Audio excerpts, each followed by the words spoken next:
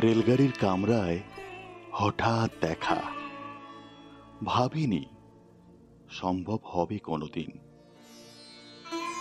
আগে ওকে বারবার দেখেছি লাল রঙের শাড়িতে, ডালিম ফুলের মতো রাঙা। আজ পরেছে কালো রেশমের কাপড়, আঁচল তুলেছে মাথায়, দোলন চাপার মতো চিকন গৌর মুখখানি ঘিরে।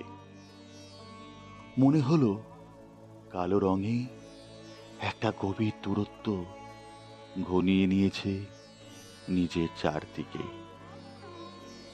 যে দূরত্ব সর্ষে ক্ষেতের শেষ সীমানায় শাল বনের নীলাঞ্জনে।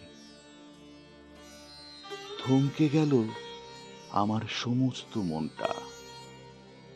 চেনা লোককে দেখলেন অচেনার গাম্ভীর্যে। হঠাৎ খবরের কাগজ ফেলে দিয়ে আমাকে করলে নমস্কার। সমাজবিধির পথ গেল খুলে, আলাপ করলেন শুরু। কেমন আছো, কেমন চলছে সংসার, ইত্যাদি। সেই রইল জানলার বাহিরের দিকে চেয়ে, যেন কাছের দিনে ছোঁয়াচ পার হওয়া চাহনিতে। দিলে অত্যন্ত ছোট দুটো একটা জবাব, কোনোটা বা দিলেই না, বুঝিয়ে দিলে হাতের অস্থিরতায়।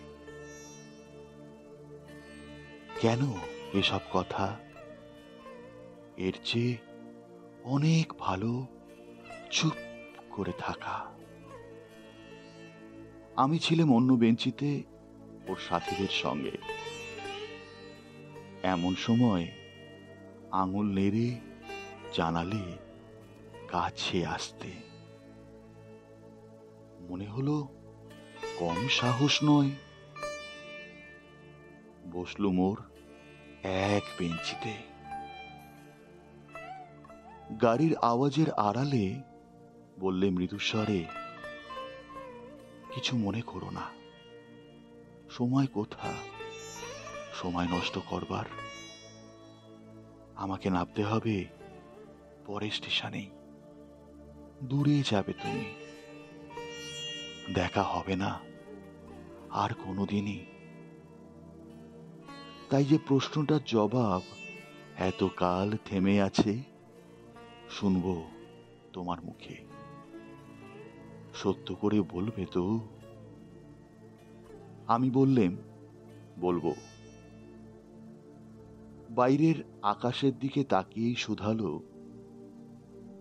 আমাদের গেছে যে দিন, একেবারেই কি গেছে? কিছুই কি নেই বাকি? একটুকু রইলাম চুপ করে। তারপর বললেম, রাতের সব তারাই আছে দিনের আলোর গভীরে। খটকা লাগলো, কি জানি বানিয়ে বললেম নাকি। ও বললে, থাক এখন যাও থেকে। সবাই নেমে গেল পরের স্টেশনে। আমি চললেম একা। আমি চললেম একা।